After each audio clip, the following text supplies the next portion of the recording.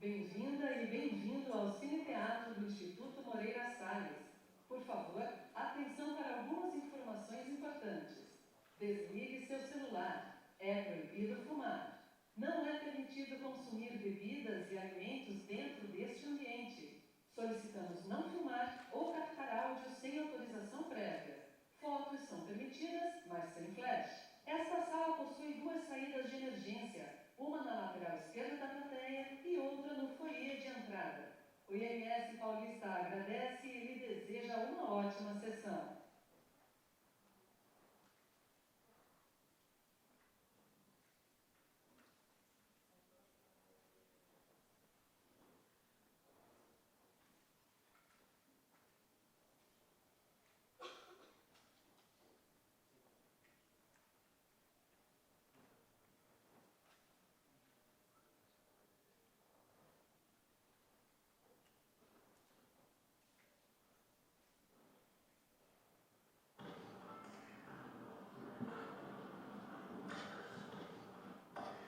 Nunca sonhei com você. Nunca Fui ao cinema. Não gosto de samba. Não vou ao cinema. Não gosto de samba. Não gosto de sol. Eu nunca Telefone para que Eu eu sabia. Eu jamais terei Jamais ouvi das bobagens de amor que outro país dizem.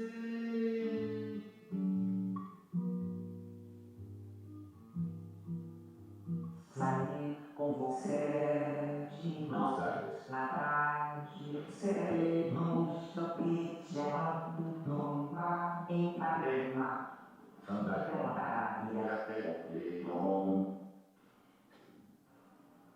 Eu nunca me apaixonei. Eu jamais poderia casar Com você. Fatalmente Eu irá sofrer tanta dor pra fique pra Nunca sonhei com você. Nunca Fui ao cinema. Não gosto de samba. Não vou ao cinema. Não gosto de samba. Não gosto de sol. Eu nunca te telefonei. Para que Eu sabia. Eu jamais terei. eu já Jamais ousaria as bobagens de amor que outro vai te dizer.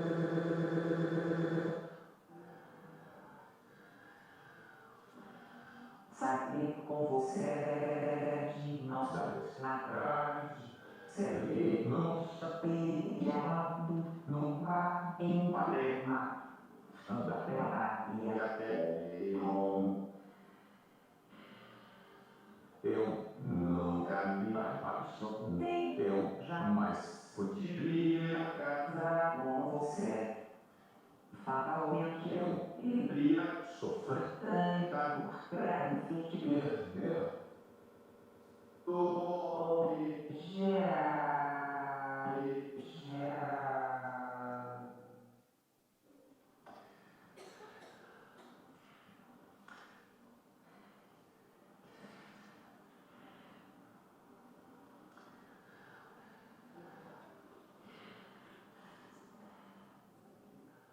Nunca sonhei com você. Nunca Fui ao cinema. Não gosto de samba. Não vou ao Ipanema. Não gosto de samba. Não gosto de sol. Eu nunca te Telefone para que Eu sabia. Eu jamais terei. jamais ousaria das bobagens de amor Que outro vai te dizer.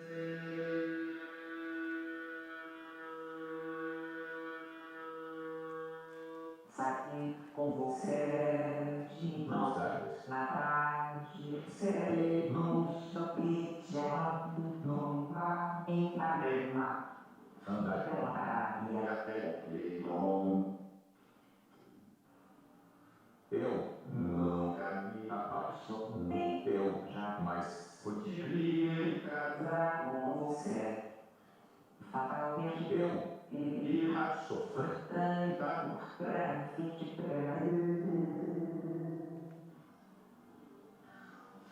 nunca sonhei com você. nunca Fui ao cinema, não gosto de cantar, não vou ao cinema, não gosto de estudar, não gosto de som. eu nunca te telefonei Para que eu sabia eu jamais tentei eu jamais ousaria as bobagens de o namoro, que o outro vai te dizer.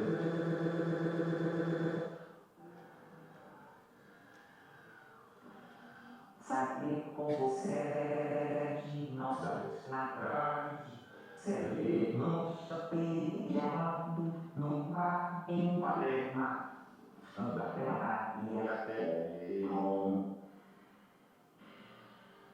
eu nunca me apaixonei, eu jamais poderia casar Com você, fatalmente eu eu iria sofrer tanto grafite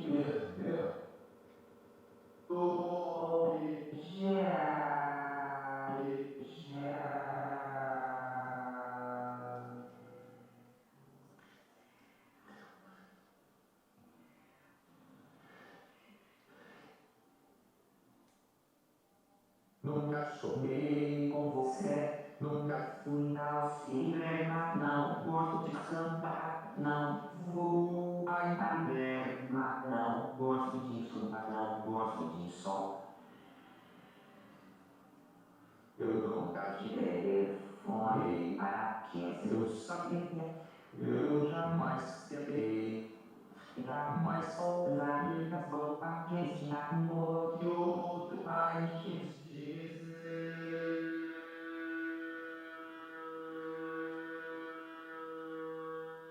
Sair com você de novo na tarde, serei no shopping no mar em Palerma, Anda pela Bahia. até eu nunca me apaixonei, eu jamais poderia casar Com você, fatalmente eu irá sofrer tanto grafite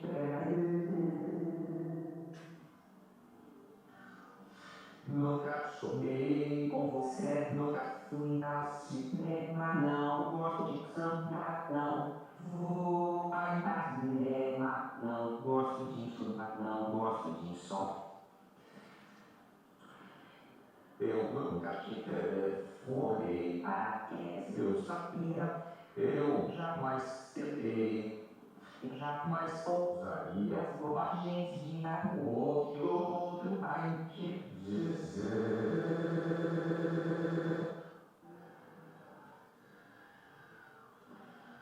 saber com você de nossas natais. Serei no chapéu no mar em Palerma, Anda pela Bahia. até eu nunca me apaixonei, eu jamais poderia casar Com você, fatalmente eu eu iria sofrer tanto grafite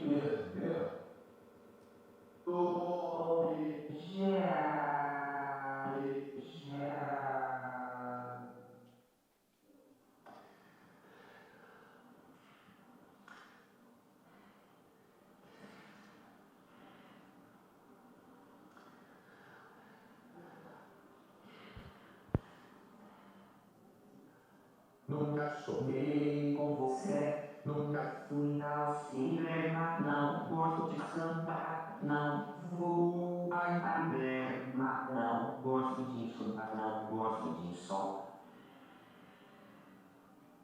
eu nunca te Telefone para que eu sabia eu jamais tentei jamais ousaria as bobagens de amor. que o outro vai te dizer.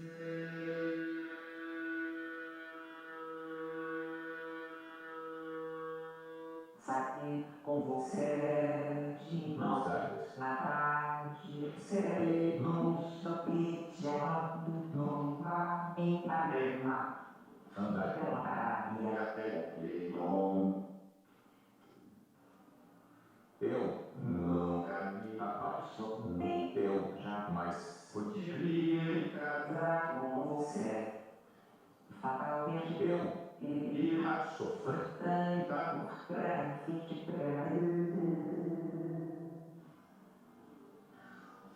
Nunca sonhei com você. nunca Fui ao cinema, não gosto de cantar, não. Vou ao cinema, não gosto de estudar, não gosto de som. Eu nunca te telefonei, Para que eu sabia, eu jamais tentei, eu já jamais ousaria as bobagens de namoro que o outro vai te dizer.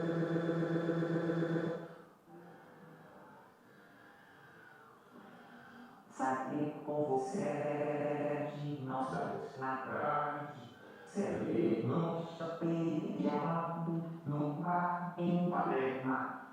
Andar Pela praia até Leblon. eu nunca me apaixonei, eu jamais poderia Casar com você. Fatalmente eu iria sofrer tanta por grafite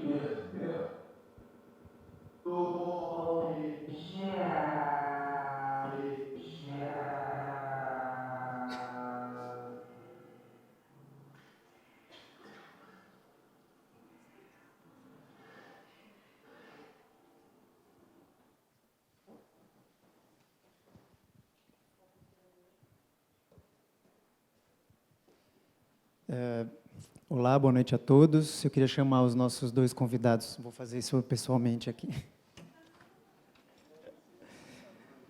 Vamos lá?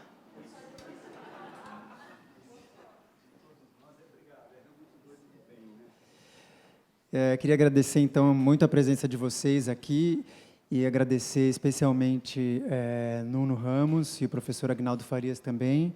Esse é o segundo dia do Festival Zoom. Ontem a gente teve o lançamento da revista Zoom e a palestra com a Letícia Batalha. É um dia muito especial. A gente não tinha, quando programou o festival, como saber também que seria um dia especial não só para toda a discussão visual e toda a discussão sobre a produção visual, né, mas também é um dia bastante especial para a democracia brasileira, um dia importantíssimo. Então, eu queria agradecer aqui o Nuno e o Agnaldo por terem se disposto a vir e continuar a tocar essa conversa. A gente não pode levar o IMS para a passeata, mas a gente gostaria muito de trazer também os temas da passeata para dentro da instituição. Por uma total coincidência também, eu acho que as duas convidadas internacionais desse festival são duas mulheres que trabalharam muito para que as democracias se afirmassem em vários países, né? A Letícia ontem fez uma fala muito emocionante sobre o período dela na Itália. Ela é siciliana e ela fotografou a máfia e toda a violência e toda a opressão em torno desse momento dos anos 70 e dos anos 80 em Palermo. E a Susan Maiselas, que vai falar hoje à noite também, vai dividir um pouco a trajetória dela de documentar conflitos sociais e outros conflitos e opressões na América Latina, onde ela trabalhou muito, especialmente na Nicarágua, mas também com outras histórias de marginalização e questões de gênero. Então, eu estou feliz que, de uma certa forma, a programação do festival tem um certo eco também com o que a gente está vivendo no país e com o dia especial de hoje. Então, queria agradecer aqui muito a presença de todos, dos dois, e desejar uma boa conversa para todo mundo. Dizer também que a programação continua hoje à tarde, às 5, com uma mesa com a Virgínia de Medeiros, o Jaime Laureano e o Maurício Dias, da dupla Dias e Riedweg. E às 7, a palestra da Susan Maiselas, como eu falei. Amanhã a gente tem também, às 10 da manhã, uma oficina de impressões fotográficas ligada à exposição do Irving Penn, que está aqui em cartaz. Às 3 da tarde, uma conversa com um fotógrafo japonês nipo-brasileiro, que entregou o projeto para a Bolsa de Fotografia Zoom, e ele fotografou a influência da arquitetura brasileira na arquitetura africana. E do meio-dia às 6, também uma oficina performance com a artista Sofia Borges, que vai fazer uma coisa bem experimental nas salas de aula aqui. Durante hoje o dia inteiro e amanhã o dia inteiro tem essa feira de livros, que vocês já devem ter cruzado aqui no térreo, e também convido vocês a explorar bem os livros ali. Há vários livros de conteúdo político, são livros bem interessantes, e um pouco mapeia a produção jovem em torno da imagem. Então, boa mesa, boa conversa.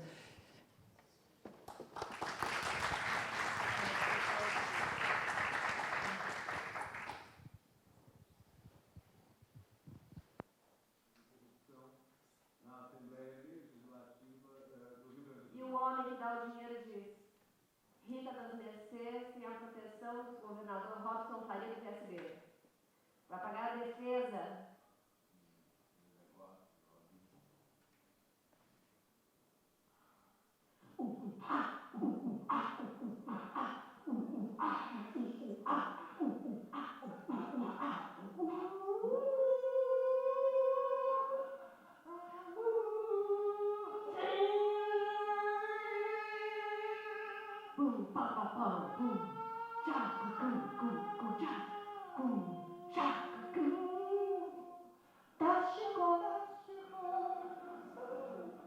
Olá, muito boa noite. Boa noite, pessoal.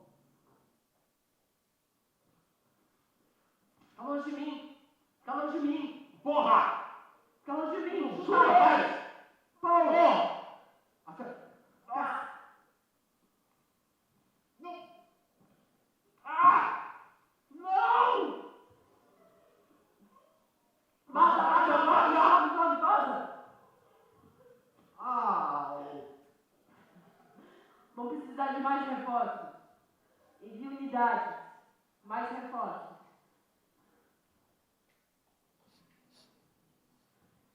Felipe pegou aro desses que a gente compra assim na loja de confeitaria para fazer bolo. A gente coloca o chocolate cristalizado para fazer bolo. Aí ele vai endurecer. Quando a gente endurecer, a gente tira e ele fica que nem pedra mesmo. O chocolate fica que nem pedra mesmo, né?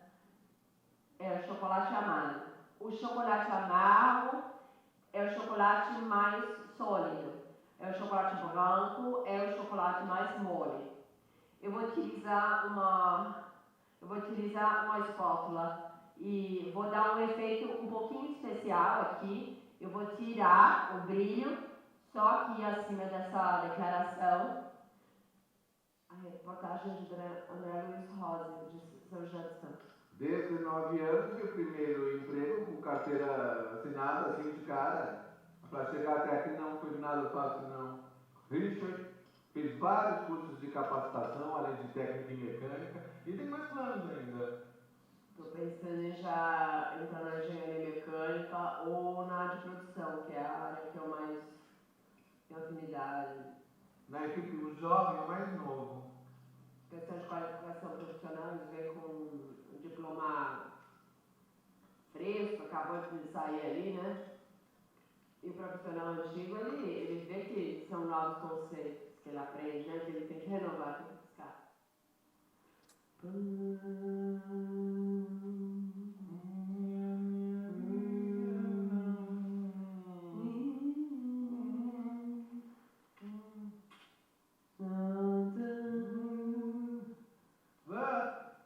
Como é que tu veio parar aqui, hein?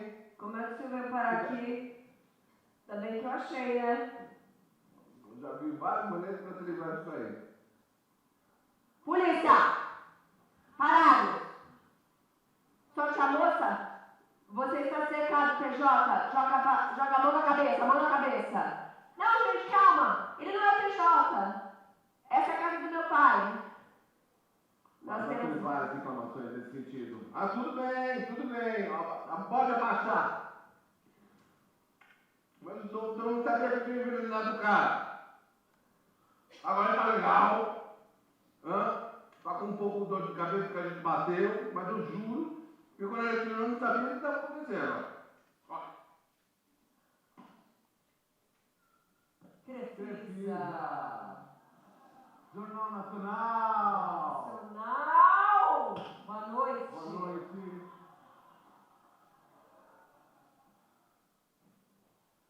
Encontrado mais um ponto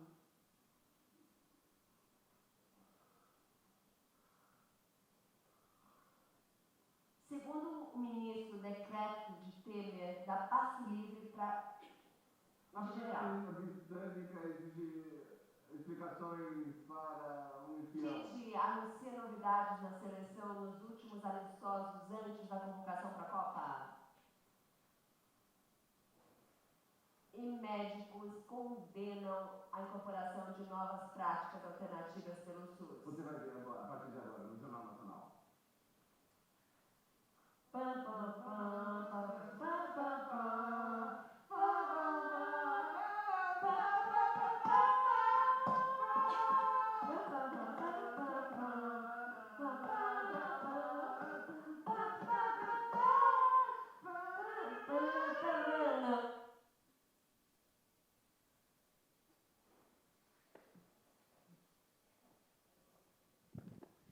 Bom, boa noite.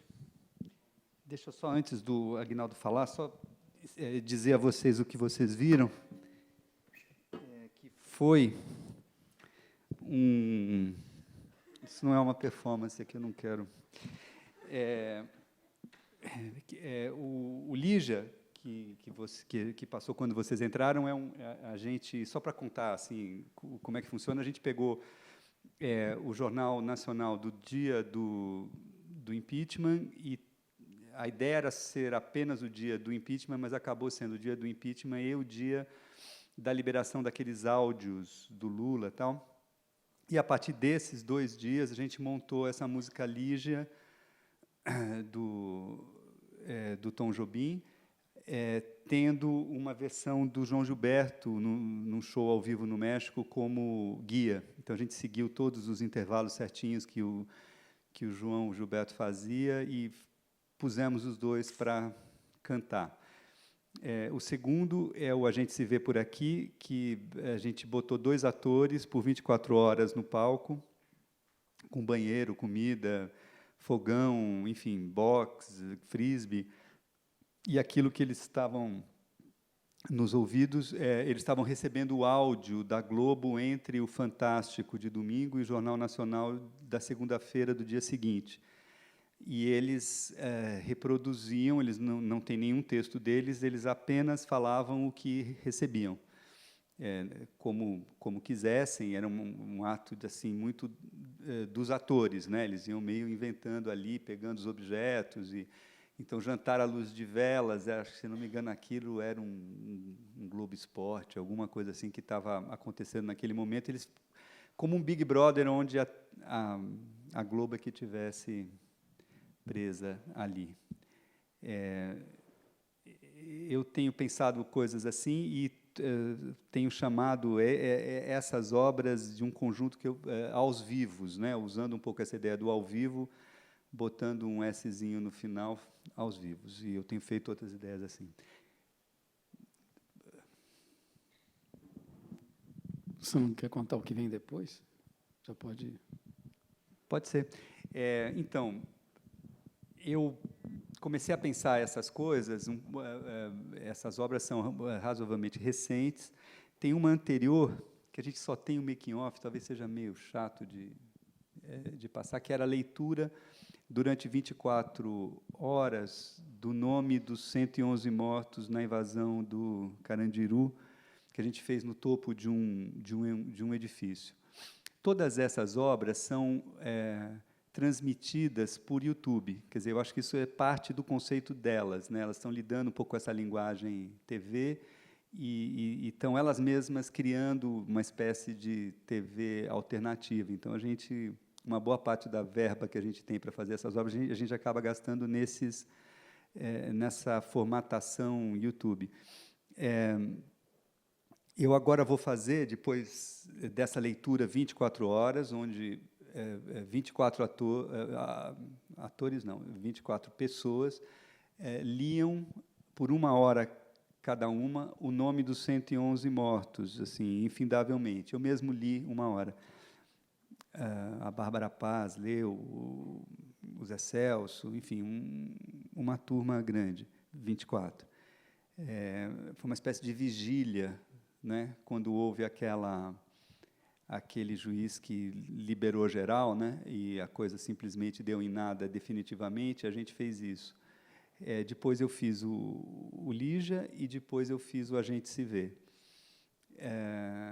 Agora eu vou fazer 3 eventos, vocês estão super convidados. Semana que vem, na quinta-feira, no Galpão Folias, nós vamos fazer a mesma ideia, ou seja, da recepção e interpretação ao vivo, no ato.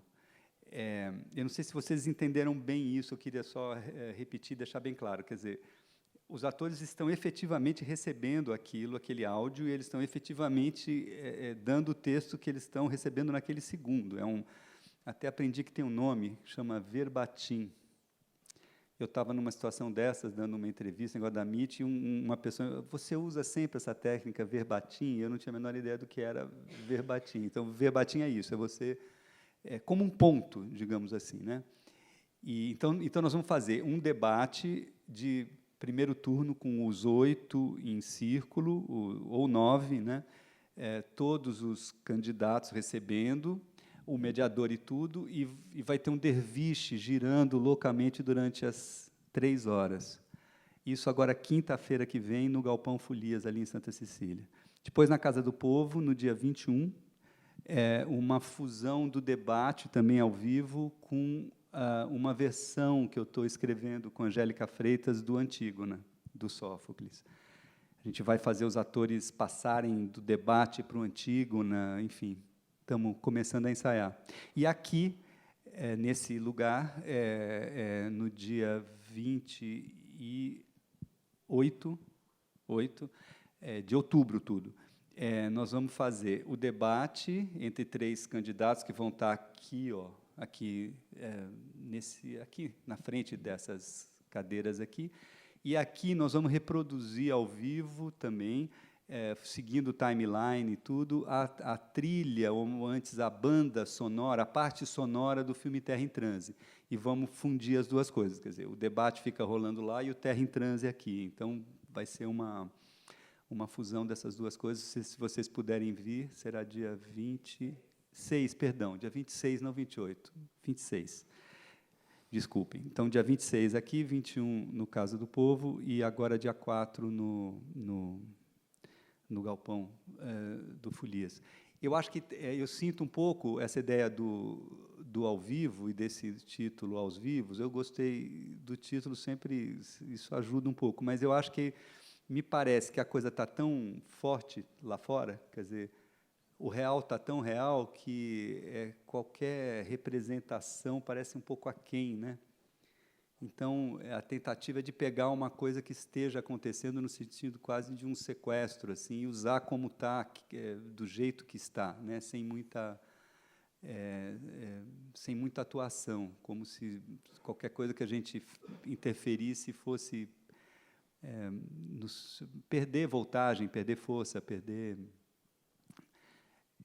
eu acho que a gente está vivendo, eu me sinto... em estado algo emergencial, né? O Glauber Rocha, que foi... O Brasil teve muitas essas figuras que, né, foram assim incorporando o país, né, enlouquecendo tal, do país. Talvez a primeira seja o Mário de Andrade,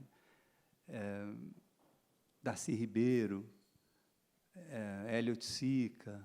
O Glauber é um topo disso, né? Quer dizer, o Glauber foi quase uma possessão, né? Ele morreu de Brasil, né? Aquilo não conseguia mais sair. Dizem que ele atendia o telefone. Eu acho que o Golbery, antes de dizer alô, né? Então, eu também tenho medo de ser possuído. Mas eu acho que, com certeza, a gente vive uma época de grande explicitação, para bem e para mal, das forças nossas, e de grande chamado, como eu me sinto altamente chamado pelas coisas. Então, acho que essas obras tentam um pouco conversar com isso. Não estou dizendo que eu tenho atuação significativa, não é isso, mas eu acho que você tenta um pouco pensar, e essas épocas também, parece que a arte sofre uma exigência de grande autenticidade, de grande experimentação, e eu sinto um pouco essa energia vindo, inclusive numa possibilidade de diálogo grande entre artistas de áreas diferentes, que eu acho que também vem se abrindo novamente. Então, o meu sonho assim de envelhecer escrevendo, desenhando numa praia, tal, eu acho que agora é o contrário, na verdade, né? A gente está assim numa cena de grande risco, mas de grande interesse. Eu sinto que eu acordo já com os olhos assim, enfim, ao vivo. Boa tarde. Queria dizer, antes de mais nada, que é um prazer muito grande estar aqui. Agradeço o convite feito pelo Tiago, a possibilidade de estar aqui junto com o Nuno. E eu queria esclarecer, se é que isso já não ficou claro, que o Nuno não precisa de mediadores. Você deixa ele falando, é maravilhoso, ele vai falar loucamente, enfim, porque é da natureza dele, fala muito bem, não precisa de um mediador. Mas, de qualquer maneira, talvez interesse só lembrar de algumas questões, de alguns pontos da carreira e fazer alguns esclarecimentos que eu acho que seriam proveitosos para o público, sobretudo as pessoas que não estão informadas do trabalho anterior do Nuno, de como é que a coisa se desenrolou até chegar aqui. Bom, nós temos uma convivência muito grande também ao longo de décadas, e eu, vendo o trabalho dele agora, que é um trabalho muito de performance, um trabalho que envolve música, que envolve palavra. Lembra que nos últimos anos, por exemplo, quando a ideia de escrever ficou mais sistemática, mais corriqueira, ou melhor, você sempre escreveu, mas começou a publicar, o que é diferente. E aí o que aconteceu foi que deu num prêmio Portugal Telecom. E o Portugal Telecom, que é um dos topos, né, também, é um grande reconhecimento, sinal de reconhecimento. Na verdade, criou para ele até um problema, né, porque não se apresentava como escritor e, repentinamente, se viu integrando mesas redondas sobre literatura brasileira, literatura internacional. Isso tudo é muito interessante. Agora, o começo da carreira do Nuno, e não há dúvida que ele continua mantendo ainda aspectos da grande carreira, diria, o veio central são as artes visuais. E não só as artes visuais, mas uma qualidade sumamente matérica, pesada, densa, frequentemente opaca, não exclusivamente, porque também trabalha com vapores, enfim. Também trabalha com vidro. O trabalho tem uma maleabilidade, uma elasticidade surpreendente e que frequentemente deixavam a mim, mas eu sei também de vários colegas, meio sem saber o que esperar. Teve uma imprevisibilidade ao longo de toda a trajetória e continua tendo. Quer dizer, o que o Nuno vai inventar agora? A ideia de invenção é muito cara, inclusive. A invenção é forte, né? A ideia de propor uma reviravolta e, ao contrário de uma certa exigência que se tinha, por exemplo, no tempo em que ele começou, o trabalho não vai em linha reta, embora consiga momentos de grande densidade, mas ele tira grande força da maneira como ele se espraia. Assim como tem muito trabalho seus que são de derretimento, de pantanoso, a coisa vai se escorrendo. E uma prova disso foi que, quando ele começou a carreira nos anos 80, bom, eram umas grandes pinturas, umas pinturas de fundo gestual, com muita matéria, às vezes feitas sobre um papel. Teve um momento que vocês pintavam em papel craft, e o próprio suporte da pintura se destruía, se autoimplodia. E aí o Nuno passou a fazer pintura que já era abstrata, já não era propriamente figura, onde os protagonistas eram, de fato, a matéria. Entrava com tinta, não só tinta, entrava com muita coisa. E eu lembro, por exemplo, da Bienal de 89, que as telas eram tão carregadas que elas não se suportavam. Parte dela ficava pingando, gotejando, meio que purgando, como que... Né? Eu lembro até de um comentário que saiu no jornal, um comentário desavisado de alguém que não tinha entendido a coisa, dizendo que era um mau pintor, porque a matéria que ele usava não estava estabilizada. E a ideia não sabia estabilizar. E não ocorreu ao sujeito que não era mesmo para ter estabilidade aquilo. Eu lembro de um conhecido nosso que comprou uma peça do Nuno e construiu uma canaleta no chão, né? Porque ela ficava pingando, meio que ficava chovendo, ficava purgando. Uma tela como se fosse uma imensa ferida, uma imensa chaga, né? Depois passou para pinturas ainda maiores, e elas vinham com ferro, arame, tecido, pedaço de vidro. Aí era quase carnavalesco, mas também meio destruído. Havia um contraste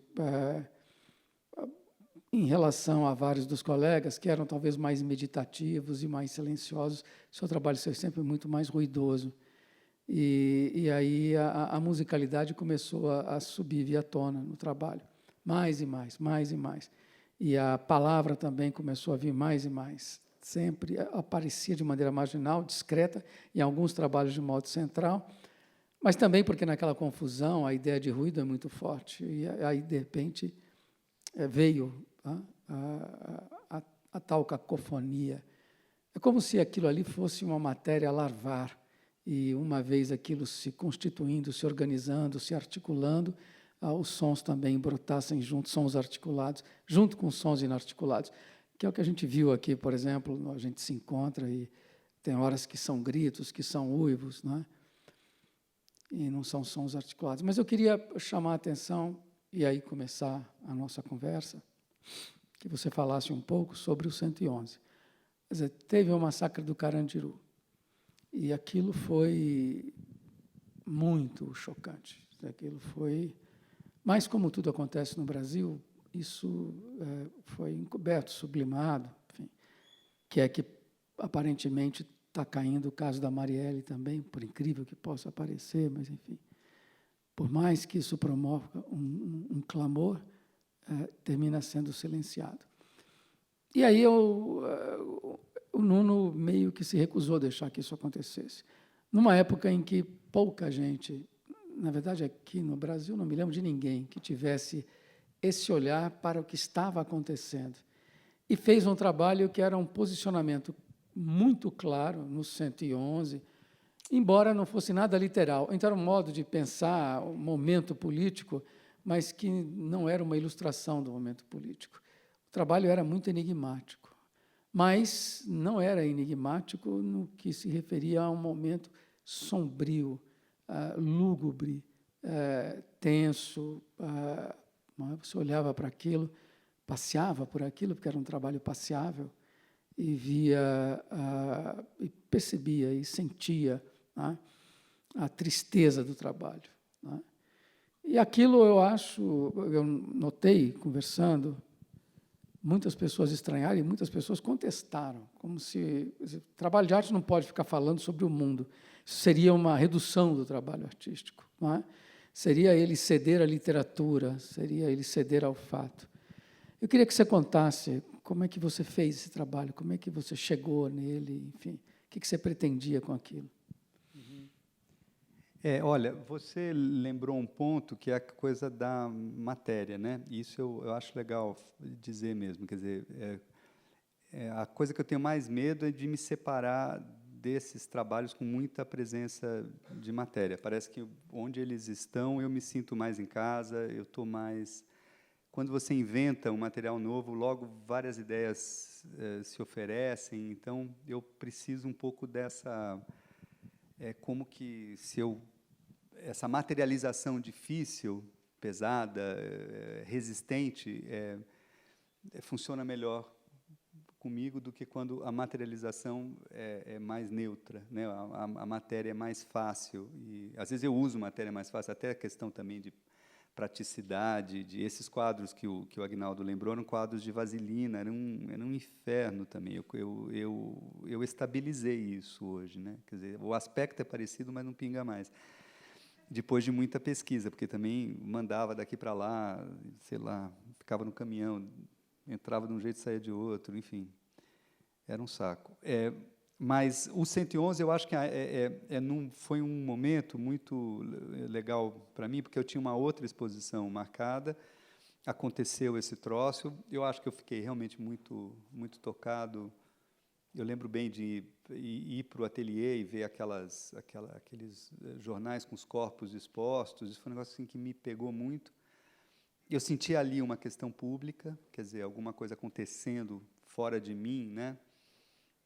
Porque o Brasil também tem isso de curioso, a coisa pública, muitas vezes, ela é um público quase que se dá na televisão, né? O espaço da mídia, às vezes, é o próprio espaço público. Quando você abre o UOL, é engraçado, tem assim uma parte que são as notícias, depois tem assim, entretenimento. No entretenimento, vem as coisas. Joana mata Roberto, né? Com a mesma letra do Temer, não sei o quê. Então, realmente, aquilo é totalmente... parece que esse espaço público, talvez por isso que eu tenha feito esse negócio com a Globo, o espaço público é muito... se dá na mídia, na ausência de outras coisas. É raro você ter um evento assim. E eu senti que o assassinato do 111, num dia que era véspera de eleição e tudo, teve um pouco essa repercussão, então eu também me senti muito atraído por isso. E eu tinha feito algumas esculturas, mas o meu trabalho era basicamente de pintura. Eu tinha feito algumas coisas com palavras que eu ia meio escrevendo com vaselina, com outras matérias. Mas aí eu acho que aquilo foi uma espécie de laboratório para mim, o 111. Ele é realmente uma obra que tem muita coisa dentro dela, muitas ideias e tal, ideias até em escala pequena, mas parece que ali eu me aproximei de uma série de materiais que eu nunca tinha mexido. Fiz muito rápido, eu acho que em 2 meses eu mudei o que eu ia fazer. Foi assim, a coisa no dia 2 de outubro, e eu expus no começo de dezembro, o 111. Então, foram 2 meses que eu fiz, e é um trabalho bastante grande.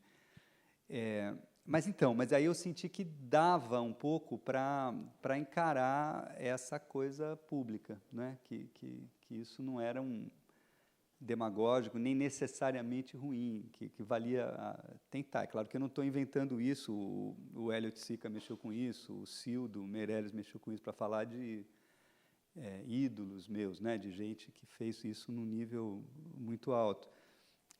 Eu acho que, no meu caso, a diferença do que veio antes é que eu acho que há uma espécie de amortecimento, assim, da imediaticidade daquilo, né? Se você compara com as trouxinhas do Barre, o Barre, em 68, ele fazia uma coisa que parecia uns corpos ensanguentados e jogava nos barrancos. Então, tem até, quando ele fez isso, de fato, a polícia acabou parando lá e olhando aquilo como se fossem corpos, né? O Cara de Cavalo, do Hélio Oiticica, se vocês não conhecem, vejam, é uma espécie de Requiem muito pungente para um bandido assassinado, né? O Cara de Cavalo, que era amigo dele. Eu acho que, no meu caso, primeiro, é anônimo, né? São 111, não é? Eu faço mais ou menos uma réplica para cada um deles, ponho o nome e tudo, mas há um anonimato pairando, e há uma espécie assim de visão do alto, tem fotos tiradas de satélite no momento exato em que ocorreu a invasão, que eu acho que dá um certo amortecimento, um ponto de vista mais genérico, cosmogônico, afastado, que eu acho que pega, assim, como se o artista também já não tivesse no calor da hora, nem conseguisse estar, entendeu? Eu sinto a minha obra como, o 111, como uma inflexão para esse lado, assim, de um contato já mais mediado por muitas coisas, por muitas linguagens, por muitas matérias, ao mesmo tempo ele é muito mais orgânico, complexo, com muita coisa interna, muita relação interna e tudo. Então tem uma certa potência de ampliação e, por outro lado, um distanciamento, assim. E eu acho que eu atravessei esses anos todos sem ser... Eu fiz poucas obras mais explicitamente políticas, né? Mas eu acho que eu sempre pensei um pouco essa coisa desse espaço público. O Aguinaldo me convidou, ele e o Moacir, para fazer aquele vão da Bienal de 2010, se não me engano, né? e eles me pediram uma obra que tivesse alguma inflexão, no sentido aberto, política, né? Não, assim, mas alguma coisa que tivesse essa questão, que era um pouco a questão da Bienal como um todo. E eu pensei uma obra que não é diretamente ligada a nada, mas que eu acho bastante política, que é o Bandeira Branca, que eram 3 esculturas com caixas de areia queimada, com caixas de som, e 3 na ponta. De cada uma delas saía uma canção, saía o Bandeira Branca, amor, saía o Boi da Cara Preta e saía o Carcará, pega, mata e come.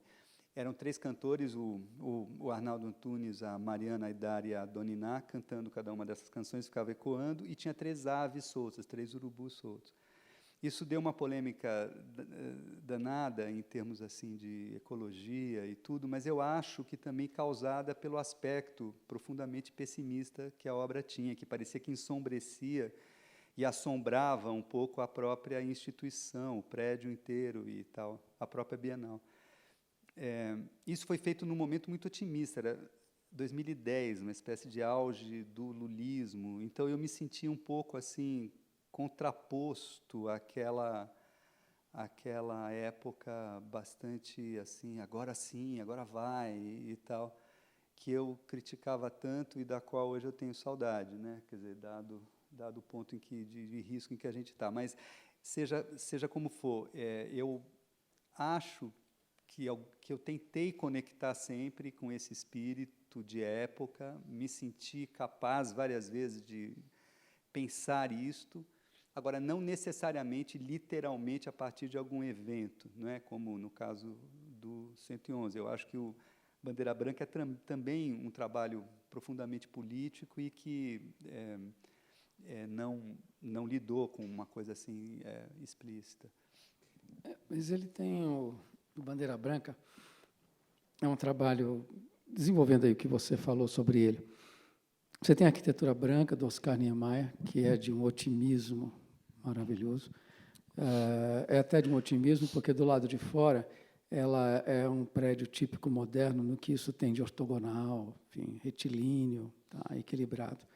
Na hora que você entra justamente naquele hall, ali, abre-se o espaço, e aí as bordas das lajes elas são oscilantes, então são leves. Então, ali dentro, especialmente ali naquele lugar, fica claro uma exultação, né? Uma herança do barroco, olhando de um modo mais favorável possível. E aí você enfiou ali 3 construções feitas de terra, que vem pilão, aquilo você vai socando, né? Então, vai por compressão, então você vai batendo e vai produzindo um chão. Tá? Então, o dado percussivo daquela arquitetura já é forte. Assistir ela sendo construída já foi lindo. Você faz umas grandes caixas que vão servindo de molde e você vai prensando aquilo. Quando abriu-se, era muito espantoso. Primeiro que ele ocupava de um jeito que parecia um Peru no Pires, e aí, gente desavisada, que é o que não falta.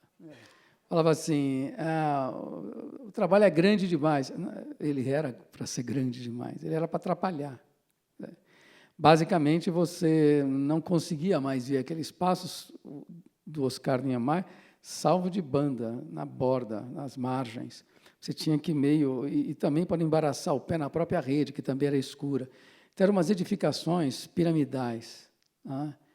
Bom, que tem a ver, portanto, com uma história, que é uma história ancestral. A técnica de confecção era ancestral, e a escultura, aqueles grandes edifícios, também igualmente ancestrais, milenares, alguma coisa do tempo do zigurate e da pirâmide. E aí tinha um outro dado, quer dizer, além dos urubus, que é uma coisa gueldiana, então vinha também a cabeça muito forte, esse artista, que era, bom, ele rompe no meio do concretismo, né? Quer dizer, quando ele faz a parte mais sólida da obra dele, tem também um projeto muito otimista das artes visuais, que é a da abstração geométrica. Não era só ela, mas, vai lá, é um dos pontos altos da produção de 50. O Guild não só não era isso, como ele abominava a abstração geométrica, né? Ele não tinha nada a ver com aquela racionalidade, não queria aquilo, e ele era o artista enfim, do ambiente inóspito urbano, dos bêbados, dos urubus também, do vento, não é? E as cores eram poucas, e quando eram quase carnais, como aquele vermelho do guarda-chuva. E, além de você criar esse clima, você bota 3 coisas que são pesadas. Quer dizer, porque boi da cara preta, pega essa criança aqui. Quer dizer, pensar que isso é uma música de niná é uma maluquice, isso atravessa a nossa infância, ou pelo menos atravessava, né? Uma canção de niná que é assim, boi da cara preta, pega essa criança que tem medo de careta. Como é que se pode pensar que isso vai embalar alguém, não enchê-la de terror? Isso, outro era o Carcará, pega, mata e come, que é, bom, João do Vale, Opinião, é uma coisa muito forte. E nós não vimos a Maria Bethânia cantando, mas eu não vi, por exemplo, a Nara Leão, que cantava também, mas talvez muito doce para cantar isso. Quando ela entrou com aquela voz rascante, a Maria Bethânia era uma coisa muito mais forte. E o Bandeira Branca é também de um desalento, é uma desistência, eu não posso mais, né? Pela saudade que me invade. É uma visão do samba que também é melancólico, triste, né? E aí isso é então, você tem sempre isso. A samba, quando você falava, por exemplo, do Nelson do Cavaquinho, né? Conta aí essa relação com a música, com o samba e com a tristeza. Eu acho que, só para começar do passo um pouquinho anterior, e já falando disso, eu comecei pensando muito nas esculturas que eu fazia, como que eu podia acioná-las, como é que eu podia deixá-las mais ativas. Então, por exemplo, havia algumas em que eu injetava calor e elas iam derretendo durante a mostra. Por exemplo, formas de mármore, que eu fazia uma forma geométrica de breu em cima, aí o mármore tinha aquecedores lá dentro dessa forma, esquentava o mármore ia derretendo o breu, quer dizer, uma forma de fazer a peça viver, ganhar algum princípio ativo, né? Aos poucos, esse princípio ativo foi virando cultura, né? Foi virando texto, foi virando o Drummond, por exemplo, o Drummond dentro da chuva, né? Como o Brasil, para mim, é mais familiar, eu quase nunca usei coisas que não fossem daqui, usei muito elemento nosso. Então, comecei a botar Guild, eu fiz várias obras para o Guild, né? Então, como se esse princípio que antes era frio, calor, quase caía, esse tipo de coisa, passasse a ser alguma coisa cultural, né? Aí, no caso, essas 3 canções, né, que eram... então, tinha os bichos, que era uma forma de atividade, as canções, que eram outra forma, sobre aquelas peças de areia queimada. Os bichos, nesse sentido da atividade, da obra, eles realmente me ensinaram muito. Eu fiz 2 vezes com animais, né? Uma vez com 3 burrinhos, outra vez com 3 urubus. E o que eu percebi, que foi uma coisa linda, é que quando tem um animal vivente, ele é tão forte que ele faz o trabalho ficar de costas para o público, de certa forma. Quer dizer, eu lembro no auge daquela zona que estava, porque tinha que tirar os urubus, protestos, Nuno Ramos é cruel, eu olhava os bichinhos e eles estavam impassíveis na deles, assim, quer dizer, como se, de fato, a peça passasse, por causa do circuito interno que o bicho tem, passasse a independer, quase, né, de nós que estamos vendo. Só para esclarecer, para quem não sabe disso, essa peça que foi construída em 2010 na Bienal, na 29ª Bienal de São Paulo, com esses 3 urubus, caiu na internet uma acusação que o Nuno estaria maltratando os animais. Isso foi uma loucura. Não, o que aconteceu a partir dali, tinha passeado, tinha gente em volta do prédio, tinha tudo. Bom, perseguiram você, enfim, atacaram o seu carro, lembra de uma coisa?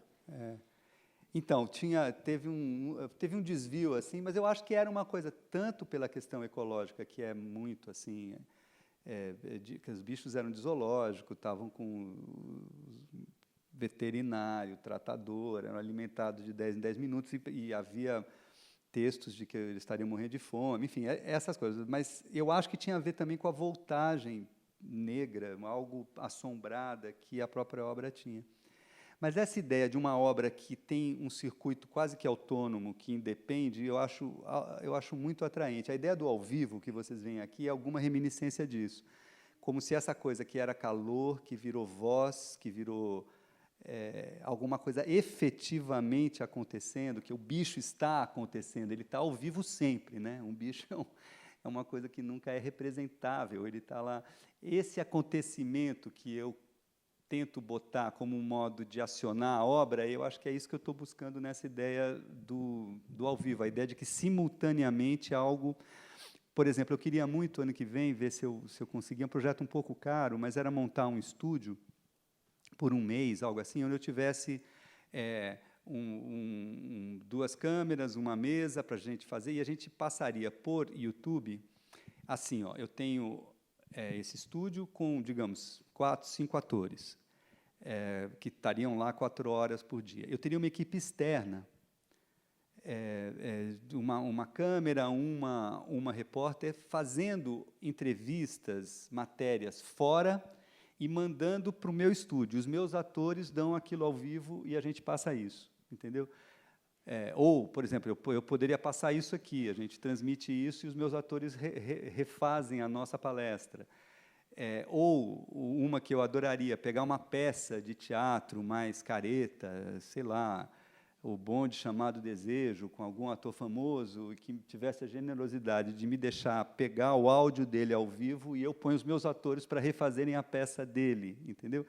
Quer dizer, essa ideia de uma coisa acontecendo fora de mim, que eu refaço em ato, eu acho que de certa forma, uma reminiscência dessa tentativa de fazer a obra viver mesmo, de literalmente ter um elemento material vivo, cultural vivo, animal vivo, e agora ao vivo mesmo. Acho que existe alguma costura que atravessa essas obras todas. Mas também não tem a ideia de, por exemplo, a gente está aqui conversando e, ao mesmo tempo, se a gente ligar por exemplo, um rádio, você pega milhares de estações, você pega o telefone, você pega milhares de coisas assim. Tem vozes, textos, fatos, tudo acontecendo, invisível. E aí o teu ponto, o verbatim, assim, repentinamente, isso que está circulando entra por aqui e sai. E ele vira um corpo, né? Sim. Então, nesse sentido, ele aciona uma matéria, né? Quer dizer, eu acho que a hipótese inicial do que eu fazia estava muito na matéria, né? Como, por exemplo, a matéria virou letra. Dá para ler? Não, porque quando a letra cresce, a matéria vira matéria, você não consegue ler mais. Quer dizer, a linguagem exige um mínimo de matéria, né? Ela é muito frágil. Qualquer intensificação da materialidade de uma linguagem escrita, ela perde a característica básica dela, que é ser legível, né? Quer dizer, a linguagem exige uma materialização muito controlada, muito careta, muito assim higiênica, né?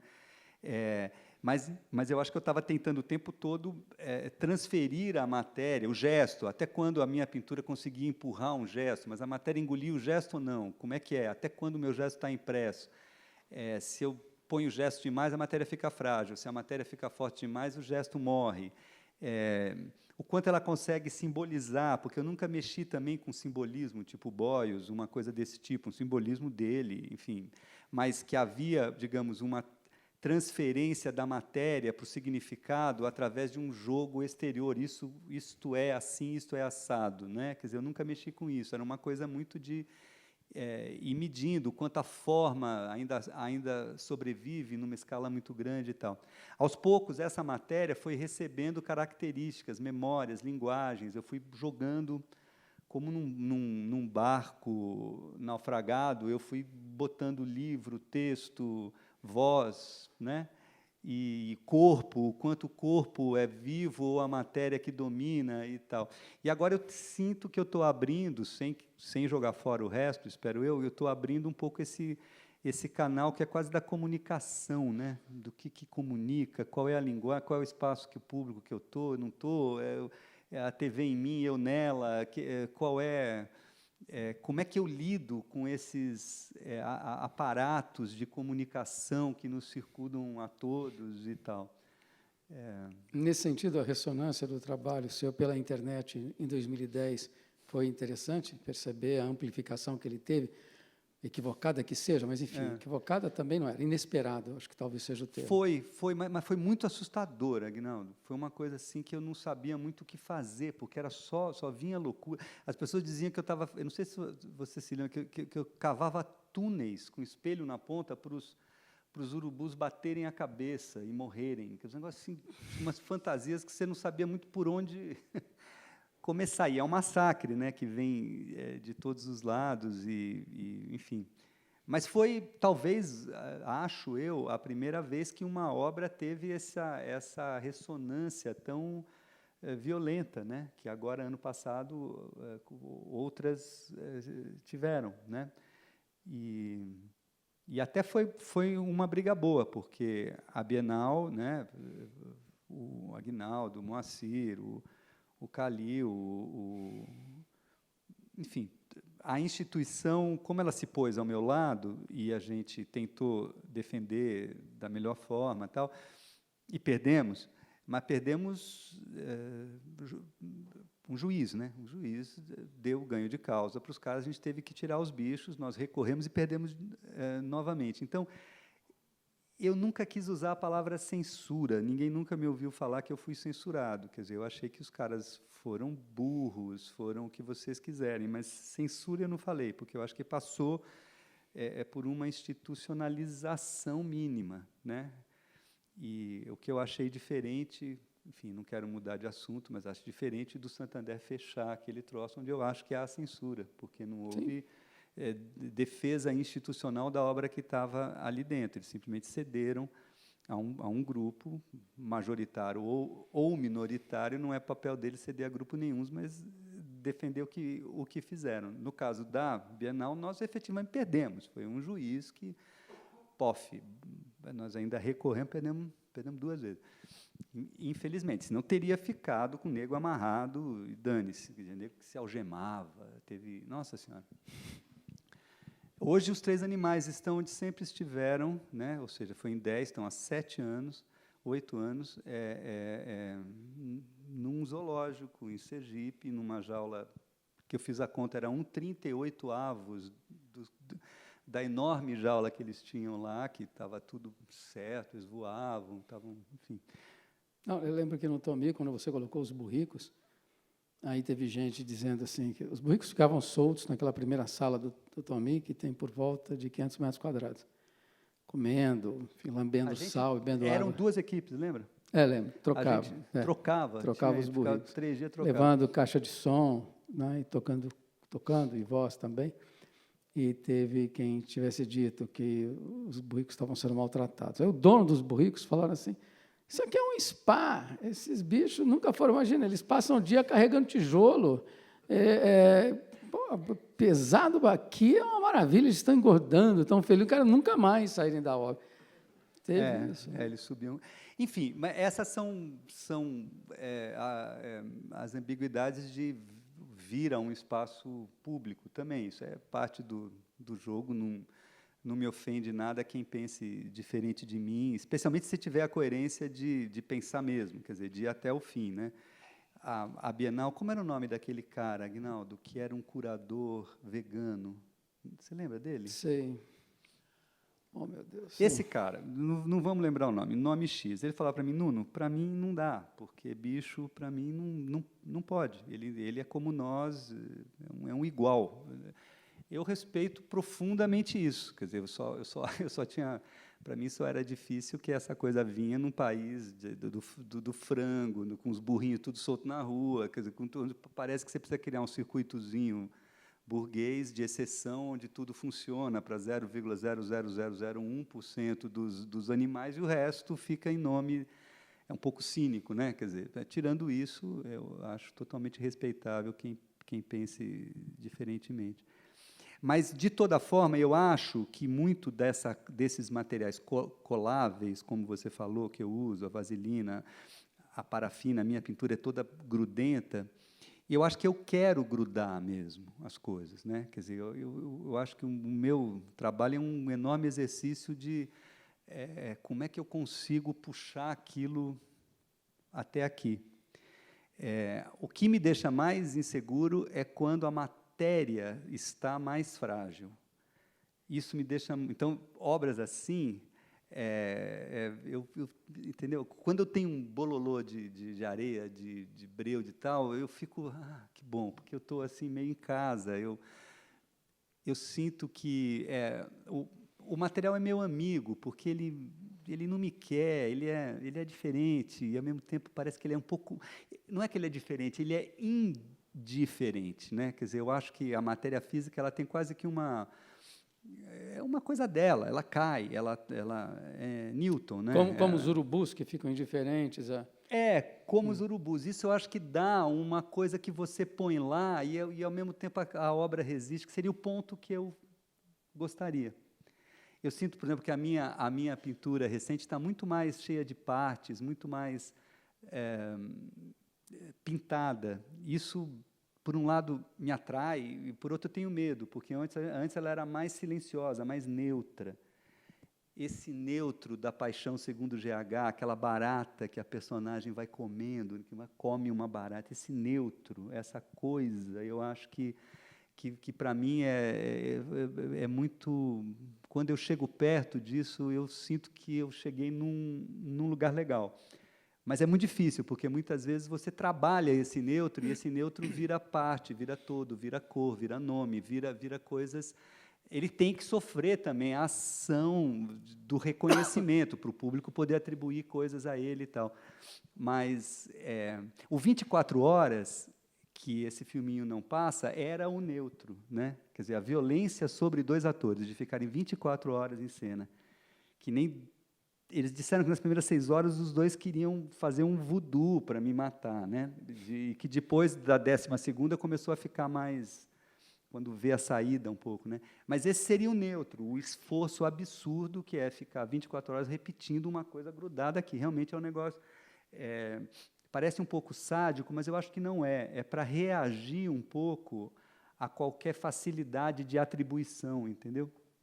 Eu acho que eu sempre estou um pouco negociando isso aí. Muitas vezes perdendo, acho. Muitas vezes eu sinto que eu cedi demais.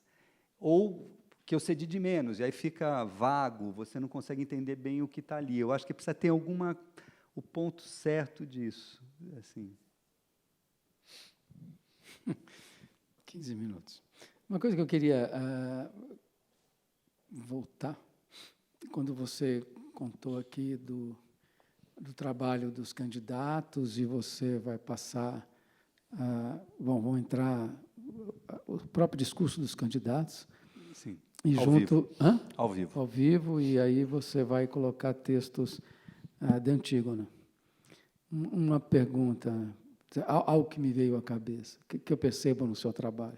Quando você evoca Drummond, quando você declama, quando canta, quando entra, por exemplo, a vigília, né, que é 24 horas declamando o nome das pessoas. Aquilo não pode passar em branco, aquilo jamais será esquecido. Uma vez feito um ato, qualquer que seja, ele perdurará para sempre. E cumpre a nós, cumpre a você, avivar a chama. E primeiro que você responde ao 111, que é o numeral, ao nome de cada um deles. Quando você coloca Antígona, também, você junta aquele texto extraordinário que foi construído na Antiguidade e ele ressoa até hoje. Faz lembrar uma passagem magnífica do Freud no Mal-Estar na Civilização, na Cultura, que ele fala assim, imagine que Roma, todas as Romas, repentinamente renascessem, estivessem todas juntas. Aí ele insiste. Quer dizer, o que há é o seguinte: tudo o que foi feito está feito. Pode ter sido esquecido, mas está aqui.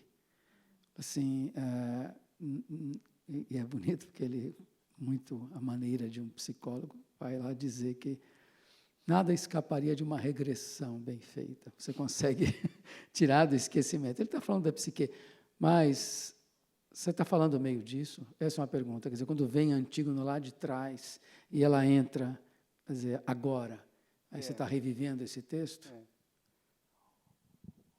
Eu vou até levantar, mas seria assim: você é um ator, vai ser assim. Aí, nesse ouvido, você vai ter o texto do debate rolando. Então, digamos que você seja não vou dizer quem, você tem essa voz dele que você vai reproduzir em ato. Desse ouvido vai sair um cano, e na ponta desse ouvido vai ter um ator dando o texto, por exemplo, se você for a Antígona, dando o texto do Antígona, ou do Creonte, ou do coro, vão ser 3. Então, eu aciono esse cara aqui através de uma luz, esse cara fala baixinho, o público não ouve, só ouve o murmúrio, e você vai fazer a passagem, a fusão entre o texto do agora do país, que é esse debate que eu estou considerando que é uma coisa pública, relevante, então eu estou querendo pegar ele por isso. E o texto antigo. Você vai passar de um para outro e voltar. É isso que eu estou ensaiando com os atores. Não é fácil, porque são 2 vozes. É uma voz para o agora e uma voz para um texto clássico, enfim, totalmente... O Antígona, para quem não sabe, é uma irmã querendo enterrar um irmão que traiu a cidade e cujo rei proíbe que seja enterrado. Então, ela é uma espécie de briga entre a lei da família e a lei do Estado, entre o interesse individual e a fria lei estatal. Então, eu acho que o tempo todo, nos sambas que você lembrou, quer dizer, eu tento sobrepor, fundir, assemelhar, fazer com que esse elemento neutro, no caso esse ator, consiga receber essa disparidade e equalize ela de alguma forma. Quer dizer, o que eu estou pedindo ao ator, eu estou oferecendo ao público assim, olha, veja bem, ele recebe aqui um debate, tem um cano, e ali tem um ator emitindo aquilo que ele vai falar agora. Estão vendo? Estamos vendo. Então, é isso aí. Aí você vai ter que, digamos, naturalizar, equacionar essas 2 vozes totalmente diversas. Um pouco como aquela ave, aquela canção e aquelas esculturas, acho que eu tentei criar um tônus meio neutro, assemelhado, enfim, que não... Eu acho que eu não lido tanto, nas pinturas um pouco, mas eu não lido tanto com elementos contrastantes. A tropicália, a antropofagia, nesse sentido, são distantes de mim, que eu acho que lidam com contraste muito forte. O Drummond, que é quem eu mais amo, eu acho que, assim, estou falando de Deus, né? Eu acho que ele aproxima esse contraste. Eu acho que ele trabalha com coisas, com forças absolutamente antagônicas, público, familiar, cosmopolita, provinciano, íntimo, né? Enfim, sacana ou não, humorado ou não, enfim, tudo é... Mas eu acho que ele consegue, de algum modo, não contrastar tanto. Eu acho que ele tem uma força de assimilação disso de outra ordem. Ele não quer resolver logo. O Drummond eu sinto como se fosse uma questão de intensificação, né? Parece que ele intensifica as forças, por isso que ele diz que ele fica vermelho quando escreve, ele tinha uma espécie de possessão. E eu, sem me comparar, pelo amor de Deus, eu acho que eu sou mais dessa família, entendeu? Não tanto do contraste, a lua oval da Esso, enfim, não é muito aí que eu fico.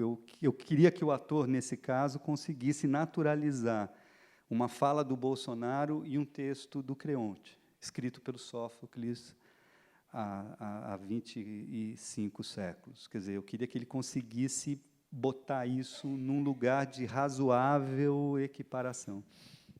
Mas tem uma coisa no seu texto que é uma espécie de enlouquecimento, né? Porque o cara é quase um médium que está recebendo, né, Isso mesmo. sabe, Isso mesmo. do Jornal médium. Nacional. Então, ele está em situação cotidiana, está com medo e está falando uma outra coisa que está acontecendo no outro espaço. Esse tipo de desorganização, porque isso é uma desorganização, né? Você olha para um determinado lugar e aí aquilo deveria ter um determinado assunto e ser desenvolvido de um determinado modo que nada tem a ver com aquele lugar e com aquela situação. Então, a situação que você colocou é doméstica, e os textos não são nada domésticos. Esse desarranjo, que também é um desarranjo da linguagem, isso não tem a ver também com Beckett, que é uma coisa que você tanto gosta? Acho que sim. Você falou em médium, sabe que a gente tinha literalmente pensado lá num projeto na Alemanha em botar um médium que receberia o Stockhausen, a mulher dele iria, que é viva, e a gente entrevistaria o Stockhausen via médium. Então, teria um lado de comédia, mas tem um lado mesmo de... Esse médium, enfim, é que eu acho que arrasta uma coisa que é difícil de lidar, que é um tipo de religiosidade, de que é complicado. A quarta ideia para esses debates, que eu não vou fazer, era no segundo turno ter um show de hipnose coletiva junto. Eu chamaria o público e hipnotizaria enquanto o debate estaria rolando. Então, esses deslocamentos daquele que vocaliza, digamos assim. Quem é que vocaliza o quê? Da onde vem a palavra? A palavra vem da minha cabeça, mas a minha cabeça pode ser um morto, pode ser um outro ator. Qual o tipo de disparidade? Eu acho que isso tem algo do Beckett, sim, especialmente do final. Né? Quer dizer, eu acho que o Godot, Dias Felizes, essas coisas acho que menos, mas aquelas peças menores de fim da vida, sim, porque tem pequenos sistemas que os atores mesmo se deixam possuir e vão, né, através de pequenas regras. O Naumann tem um pouco disso, né, esses jogos, mas... Então, bom, ficou bem claro para mim isso, de sintonias, acho que sim. Quando você colocou o derviche dançando, que você vai colocar o cara dançando 3 horas. 3 horas. Aí quer dizer, para a plateia, não só para os atores, né? Isso vai ser uma coisa... vai ficando insuportável. Né? A gente ensaiou 1h30 até agora. Agora, de toda forma, só para voltar para a ideia, quer dizer, eu acho que, de algum modo, eu adoro a ideia do boneco de piche. Eu até escrevi várias ideias e nunca realizei, eu só fiz uma série de desenhos, que é o boneco que vai recebendo coisas. Né? A própria fábula infantil do cara que dá um soco e gruda, eu gosto muito dessa potência que ao invés que não transfere, que pega. Né? Eu me sinto um pouco assim, tentando atrair. Eu sei que eu não posso perder a matéria do boneco, porque se eu perder isso, eu vou ficar um cara com ideias legais, mas eu vou perder a minha... Eu acho que acabou o nosso tempo, né? Mas essa ideia de um boneco ali centrado, atraindo as coisas, para mim, descreve quase tudo que eu faço, inclusive esses agora. Eu acho que seria interessante agora que vocês participassem dessa conversa. Certamente vocês têm coisa a colocar. Eu acho que você tem que receber um microfone, né? É aqui, ó.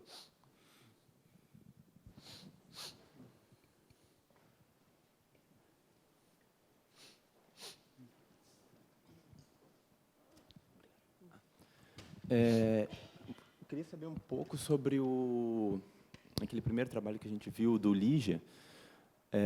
Que você falou bastante de outras formas do seu trabalho, e os que foram mostrados são mais audiovisuais e fotográficos, né? Assim, na fotografia e no vídeo, no cinema, tradicionalmente o meio ele tende a ficar meio transparente, né? A gente não vê eles, ir para o conteúdo, para o referente. E ali no primeiro, no Lígia, a edição faz com que a gente veja o tempo todo que você está editando, que você está manipulando aquelas informações. Eu queria saber qual que é a tua relação com isso, assim, por que você quer deixar tão claro esse tipo de... Tá, legal. A gente não tentou apagar muito as marcas e tem um quê de um Frankensteinzinho aquilo, né? Que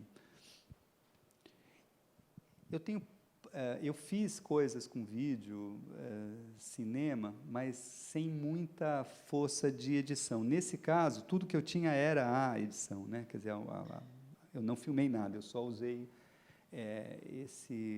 esse material. Eu senti uma vez, uma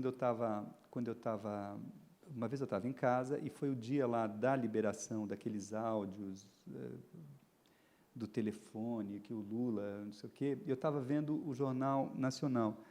E eles passaram esses áudios e o Bonner e a Renata se transformaram eles fizeram uma espécie de jogral. Então, assim, sabe o que disse Lula? Eu estou aqui, disse Dilma. Então, esse jogral, eu senti que quebrou aquele lugar espantoso que tem essas figuras, como se falassem, fossem um pouco ventrílocos, eu não sei do que, nem bem de quem, que são essas formas de poder que invadem a sua casa e te dizem o dia, né? O dia hoje foi, e te dizem a simpatia, te dizem a alegria, e te dizem a tristeza, e te dizem o luto, e te dizem a chuva, o sol, e tudo isso numa ritualização fortíssima de pequenos bonecos. Quando eles passaram a aparecer de pé, há uns 2 anos, começaram a ficar de pé, né? Eu achei estranhíssimo aquilo. Quer dizer, eu até hoje não tenho certeza se o Cid Moreira tem pernas, por exemplo. É uma pergunta razoável de fazer. Então, nessa montagem, eu acho que a gente tentou um pouco quebrar essa coisa através desse elemento que eu também acho uma coisa legal de lembrar, né? Talvez o Brasil tenha 2 espaços públicos, a TV e a canção. A canção é ela mesma um espaço público, né? Ela está nesse espaço. As pessoas... eu estava relendo a biografia do Caetano e ele preso, né? Ele tem que cantar Francisco Alves para o tenente, porque, claro, a canção atravessa os muros da cadeia e vai parar na cabeça de um poderosinho lá, que é que ele cante aquela canção que lembra a infância dele. Então, a canção entre nós tem algo... claro que isso mudou completamente dessa data que eu estou lembrando, que é 69, né? 69.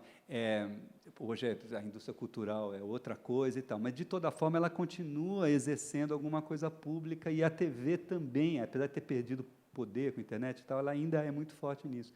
Então, acho que eu quis cruzar um pouco esses 2 espaços. Acho que a gente deixou as marcas um pouco para desnaturalizá-los, né?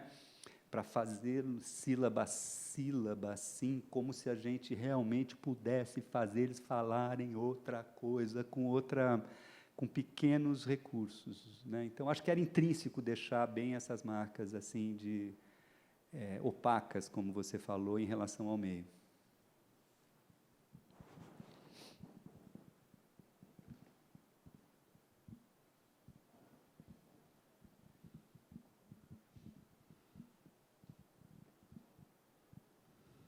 Mais ninguém? Tem um lá.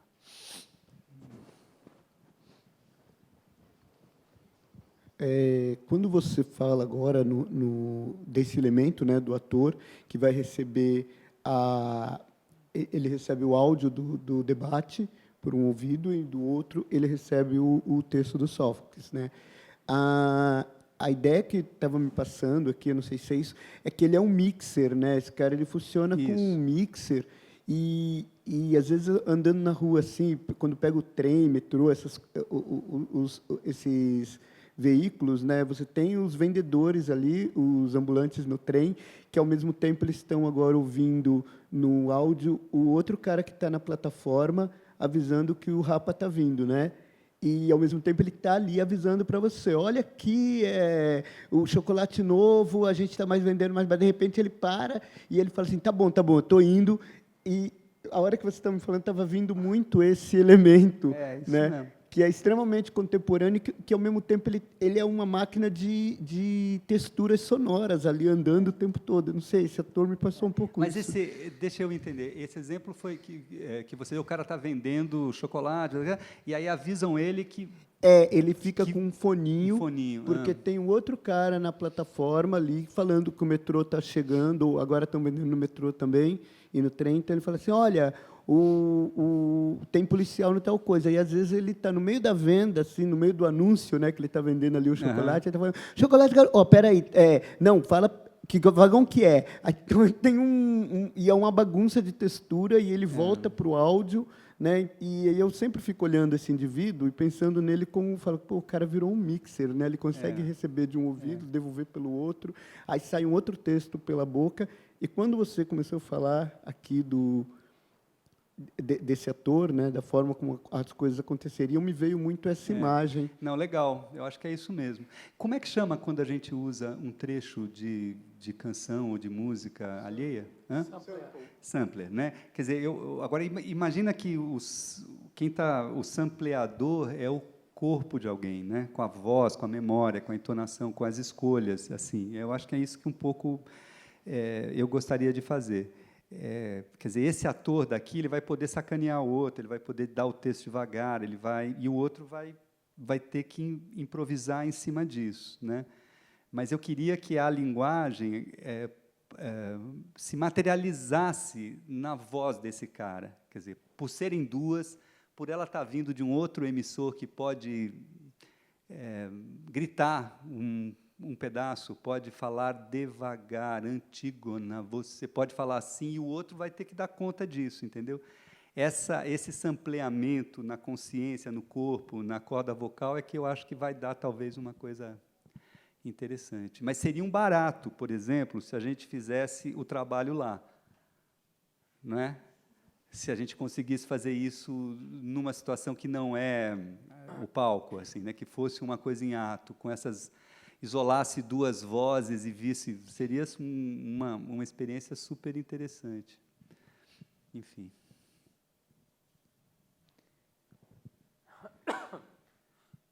Vamos todo mundo para a passeata, é isso? Alguém mais, gente? Fiquem à vontade. Desculpa, eu não quis de jeito nenhum cortar. Se alguém quiser falar, comentar, perguntar, pelo amor de Deus, façam.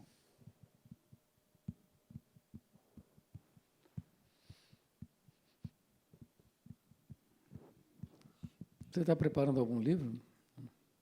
Estou. Eu estou preparando um de ensaios que se chama Verifique-se o Mesmo, que eu entreguei já, que vai sair em fevereiro, que é verifique-se o mesmo, aquela frase de elevador, né? Que eu acho assim, um negócio que antes de entrar no elevador, verifique-se o mesmo, encontra-se parado neste andar. Isso é uma lei, né, estadual. E aí eu acho que esse mesmo um pouco saiu da frase e foi para o real, e ele está aí, aqui. Eu fiquei meio perseguido com esse mesmo, então eu estou meio verificando. Então, eu tinha uma ideia que eu fiz em um ensaio que chamava o Palácio de Moebius, que é que boa parte da nossa arte, por não conseguir, em várias áreas, né, por não conseguir criar um espaço fora dela, assim, no sentido de alargar o real, ela cai para dentro numa espécie de fita de Moebius, aquela fita que você é um círculo torcido assim, você nunca sai dela, né? Quer dizer, o avesso e a frente, o alto e o baixo ficam em loop, digamos assim. E eu acho que isso vai um pouco até os anos 70. Eu acrescentei ao que eu já tinha feito, que era Graciliano Ramos, Mira Schendel, Lígia Clark e João Gilberto. Eu acrescentei o Glauber, o Caetano e o Tunga, fiz esse último, mas eu acho que a partir dos anos 70, 80, essa ideia perde força, essa espécie de cair para dentro. Ou como aquelas colunas do Sérgio Camargo, que eu acho um exemplo legal, que seriam infinitas, mas elas, como ele faz aqueles cortes, é como se elas fossem voltar, não é? Quer dizer, parece que elas não têm aquela força brancusiana, digamos, de ir, elas pouco... Ou, talvez, o melhor exemplo seria o Memórias Póstumas, né? Onde a personagem não sabe se começa pela morte ou pela vida. E diz que uma se junta na outra, uma se une à outra sem juntura aparente. Eu lembro bem desse, é o próprio Moebius, né? Agora, o que eu acho é que, a partir dos anos 80, esse Moebius, que tinha uma força de liberdade muito grande, que é a nossa arte moderna, um pouco mais, ele, quando vai para o mundo, esse mesmo da frase é que sai, entendeu? Então, a gente tem que lidar com o mesmo agora e vencê-lo. E saber negociar e ganhar isso, entendeu? Então, o livro é um pouco sobre isso, quer dizer, com 2 ensaios. Aí tem um monte de outros ensaios pequenos, mas um pouco as ideias seria essa relação que eu acho que eu não consegui fazer até o fim mesmo. Acho que tem uma coisa que eu não consegui pensar direito, mas que me parece verdadeira, que essa força, digamos, de um certo fracasso de potência no mundo, que eu acho que a nossa arte moderna tem, ela criou também uma espécie de imagem invertida profundamente linda, livre, delicada, né? Que eu chamo de Moebius. E eu acho que o final disso, que é a minha geração, que já pega esse jogo acabando, a nossa negociação é com uma coisa muito violenta que veio, que a gente agora está vendo que veio, que já estava aí um pouco como 3 urubus e 3 canções assombrando tudo, mas ainda parecia pequeno, e que eu acho que agora veio com força, que é esse mesmo, essa coisa que parece que nunca saiu, que sempre foi uma espécie de cifra secreta que estava aí assombrando a nossa vida, a gente fingia que não via. E eu acho que agora não dá mais para voltar para dentro, não dá mais para cair para dentro e fazer uma espécie de autonomia loser, que eu acho que foi o que nós tivemos com momentos assim extraordinariamente lindos e livres e tal. Acho que agora a gente não tem mais como voltar, só pode ir, e, no entanto, essas forças de semelhança, de mesmidade, de atrofia tão altamente poderosas e está difícil lutar contra, entendeu? Bom, acho que nós podemos encerrar. Queria agradecer mais uma vez ao Nuno Ramos. Obrigado, Aguinaldo.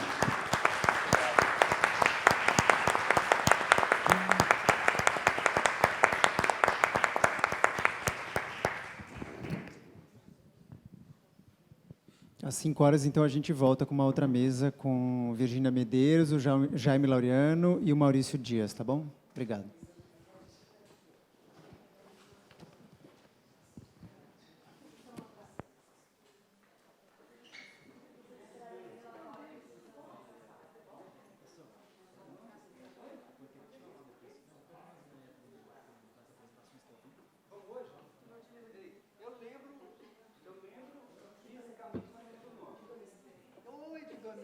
Claro que eu lembro. Bom que você veio. Vocês estão convivendo muito